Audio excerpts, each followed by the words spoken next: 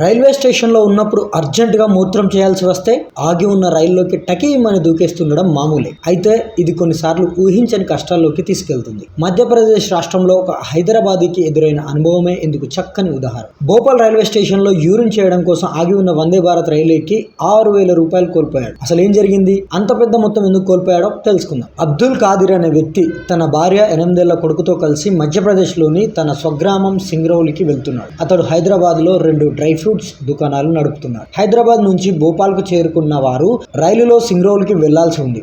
వారు సాయంత్రం 5:20 భోపాల్ స్టేషన్కు చేరుకున్నారు. అక్కడి నుంచి సింగ్రౌలికి రాత్రి 9 గంటలకు రైలు ఎక్కాల్సి ఉంది.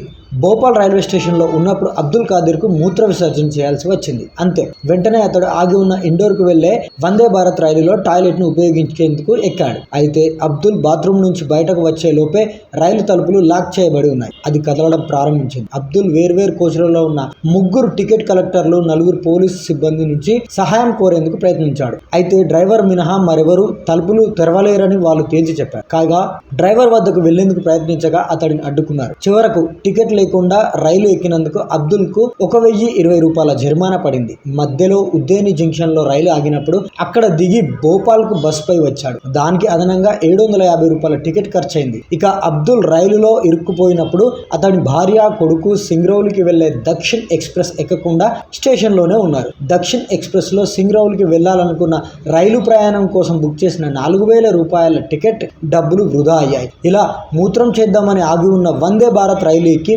బాత్రూమ్ని ఉపయోగించినందుకు అబ్దుల్ కనీసం 6,000 రూపాయలు కోల్పోయాడు. వందే భారత్ రైలులో అత్యవసర వ్యవస్థ లేకపోవడంతో తన కుటుంబం మానసిక వేధింపులకు గురైందని అబ్దుల్ ఆరోపించాడు. ఈ ఘటన రైలులోని ఎమర్జెన్సీ సిస్టంలోని లోపాలను ఎత్తిచూపిందని ఆయన అభిప్రాయపడ్డారు. ఇకపోతే రైల్వే స్టేషన్లో ఆగి ఉన్న రైల్లోకి ఎక్కడం చాలా మందికి అలవాటు. అలా ఎక్కే ముందు ఒక్కసారి ఈ ఘటనను గుర్తు చేసుకోండి. ప్రమాద సందర్భాల్లో ఇరుక్కోకుండా జాగ్రత్త పడతారు.